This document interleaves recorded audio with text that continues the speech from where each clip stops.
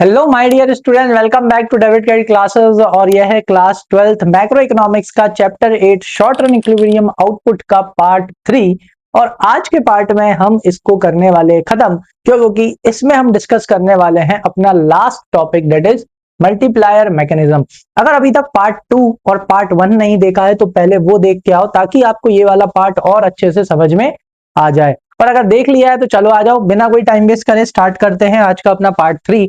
और पार्ट 3 में समझेंगे कि भाई क्या मल्टीप्लायर मैकेनिज्म, यानी जो मल्टीप्लायर है उसका मैकेनिज्म, यानी वो काम कैसे करता है। यानी लास्ट पार्ट में मैंने आपको समझाया था कि अगर मान के चलो इन्वेस्टमेंट 100 करोड़ है तो वो 200 करोड़ की इनकम कैसे जनरेट करता है, या 300 करोड़ की इनकम कैसे जनरेट करता है, आज हम वो समझने वाले हैं। समझ में आया? तो वो कैसे होता है, उसके पीछे का रीजन क्या होता है। मतलब investment multiplier works through change in consumption. Investment multiplier काम करता है किसकी वजह से? जो कंजम्पशन में चेंज आता है। देखो क्या हुआ, इकोनॉमी में आपने किया इन्वेस्टमेंट, ठीक है, आप जो इन्वेस्टमेंट करते हो उस इन्वेस्टमेंट के वजह से काय में चेंज आता है, उसके वजह से इनकम में चेंज आता है, यानी इनकम भी इंक्रीज होती है क्योंकि आप इन्वेस्टमेंट कर रहे हो। अगर आप इन्वेस्टमेंट कर रहे हो जिसकी वजह से क्या प्रोड्यूस होगा, इकोनॉमी में आउटपुट प्रोड्यूस होगा। आउटपुट यानी प्रोडक्शन, और प्रोडक्शन यानी वैल्यू एडिशन। अब तक तो ये लाइन सबको शायद रट गई होगी जो रेगुलरली वीडियोस देख रहे हैं कि भाई अगर क्या हो रहा है, अगर आउटपुट बना रहे हो मतलब प्रोडक्शन, और प्रोडक्शन मतलब वैल्यू एडिशन, और वैल्यू एडिशन मतलब क्या हो रहा है, इनकम जनरेशन हो रहा है। तो जैसे ही लोगों की इनकम जनरेट होती है एडिशनल इन्वेस्टमेंट की वजह से, एडिशनल आउटपुट की वजह से, तो उस इनकम का वो क्या करते हैं, हमने पढ़ा है भाई इनकम इज इक्वल्स टू, क्या पढ़ा है हमने, इनकम का क्या किया जाता है, income is equals to consumption plus savings. तो उस इनकम का कुछ पार्ट क्या कर लिया जाता है, कंज्यूम कर लिया जाता है, और कुछ पार्ट क्या कर लिया जाता है, सेव कर लिया जाता है। चलो भाई, जो कंज्यूम कर लिया सो कंज्यूम। अब हमने क्या पढ़ा था भाई, इक्विलिब्रियम कब अचीव होता है, saving is equals to investment, ठीक है। यानी कि जितना भी पार्ट कंज्यूम करा है उसका कुछ पार्ट क्या कर लिया जाता है, सेव। तो जो सेव करा गया है उसको क्या करा जा रहा है, इन्वेस्ट। क्या करा जा रहा है बेटा, इन्वेस्ट। तो अगेन इन्वेस्ट किया, अगेन इन्वेस्ट किया तो क्या जनरेट हुआ, आउटपुट। आउटपुट जनरेट हुआ तो क्या जनरेट हुआ, इनकम। फिर अगेन उस इनकम में से क्या करा जाएगा, कुछ पार्ट को कंज्यूम, कुछ पार्ट को सेव, और saving is equals to what, investment. वापस से इन्वेस्टमेंट करा जाएगा।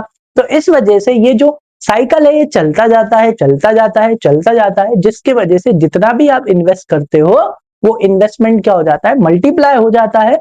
और उसके पीछे का रीजन एक और चीज होती है भाई, एक का खर्चा दूसरे की क्या होती है, आमदनी। चलो आ जाओ, तो यहां पे देखना है अपन को, देखो क्या लिखा है। So initial increase in income due to the initial investment expenditure. समझ में आया?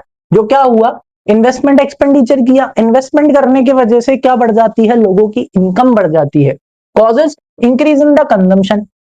ठीक, जैसे ही लोगों की इनकम बढ़ी तो इनकम बढ़ती है तो लोगों का कंजम्पशन भी क्या हो जाता है, बढ़ जाता है, जो कि मैंने प्रीवियस चैप्टर्स में बहुत अच्छे से समझाया था। So because it is an expenditure become somebody's income again. एक का खर्चा दूसरे की क्या होती है, इनकम होती है ना। अगर किसी ने इन्वेस्ट किया है तो वो दूसरे का तो क्या है, वो दूसरे की तो इनकम है ना। किसी ने फैक्ट्री लगाई, क्या लगाई, किसी ने अगर फैक्ट्री लगाई है तो फैक्ट्री लगाने के लिए वो जो सारे सामान खरीदेगा, किसी से खरीदेगा ना, इसका खर्चा उसके लिए क्या है, इनकम है। भाई सीमेंट लगेगा, ब्रिक्स लगेंगी, ब्लॉक्स लगेंगे, आयरन लगेगा, स्टील लगेगा, है ना, इतनी सारी चीजें लगेंगी, मशीनें लगेंगी। जो भी वो इन्वेस्ट कर रहा है फैक्ट्री बनाने के लिए, तो वो दूसरे की क्या हो रही है, इनकम। इंजीनियर्स आएंगे, वर्कर्स आएंगे, काम करेंगे। So greater the additional consumption, जितना ज्यादा एडिशनल कंजम्पशन होगा out of the additional income, जितनी ज्यादा एडिशनल इनकम हो रही है और उस एडिशनल इनकम का जितना ज्यादा कंजम्पशन होगा, greater is the generation of income, उतना ज्यादा इनकम क्या होगी, जनरेट होगी। और greater the marginal propensity to consume, greater will be the value of multiplier. जितना ज्यादा सामने वाला क्या करेगा, जितना ज्यादा वो अपनी एडिशनल इनकम का कंज्यूम करेगा, that is marginal propensity to consume. क्योंकि मैंने प्रीवियस पार्ट में समझाया था कि भाई अगर वो अपनी एडिशनल इनकम का ज्यादा पोर्शन, ज्यादा पार्ट क्या करेगा, कंज्यूम करेगा, तो मल्टीप्लायर भी कैसा होगा बेटा, ज्यादा होगा। मल्टीप्लाई भी कैसा होगा, ज्यादा होगा। जैसे कि हमने प्रीवियस पार्ट में डिस्कस किया था, क्योंकि एडिशनल इन्वेस्टमेंट है, एडिशनल इन्वेस्टमेंट से क्या जनरेट होगी, एडिशनल इनकम। तो उस एडिशनल इनकम का ज्यादा पोर्शन क्या करना पड़ेगा, कंज्यूम करना पड़ेगा। अब उस एडिशनल इनकम का ज्यादा क्या हो रहा है, एडिशनल इनकम का ज्यादा पार्ट क्या हो रहा है, कंज्यूम हो रहा है।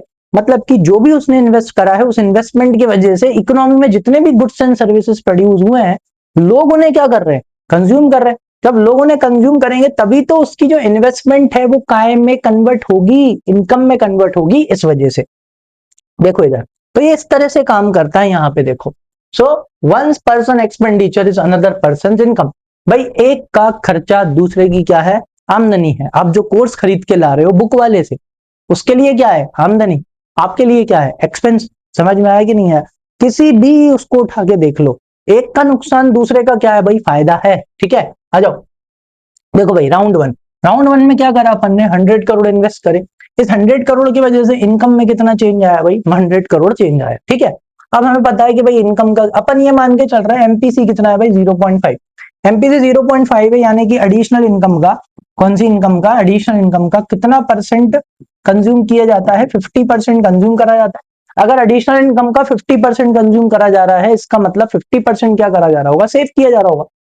तो देखो 100 करोड़ इन्वेस्ट हुए तो उसकी वजह से 100 करोड़ की इनकम जनरेट हुई। अब इस इनकम का 50% कंज्यूम कर लिया जाएगा, ये रहा भाई कंजम्पशन। ठीक है, लेकिन 50% क्या करा जाएगा, सेव। ठीक है, और हम क्या लेके चल रहे हैं, saving is equals to investment, यानी कि 50% क्या कर दिया गया, इन्वेस्ट। वापस से अगर 50% इन्वेस्ट करा गया तो 50% से क्या जनरेट हुई बेटा, इनकम जनरेट हुई। ठीक, अब इस इनकम का अगेन 25 मतलब 50% क्या कर लिया जाएगा, कंज्यूम। 50% क्या कर लिया जाएगा, save. Saving is equals to investment. वापस से 25 करोड़ इन्वेस्ट करे तो क्या हुआ, यस, वापस से 25 करोड़ वो इन्वेस्ट हो गए, उससे क्या हुआ, इनकम जनरेट हुई, जिसमें से again 12.5 crore consume, 12.5 crore save. Again saving is equals to investment.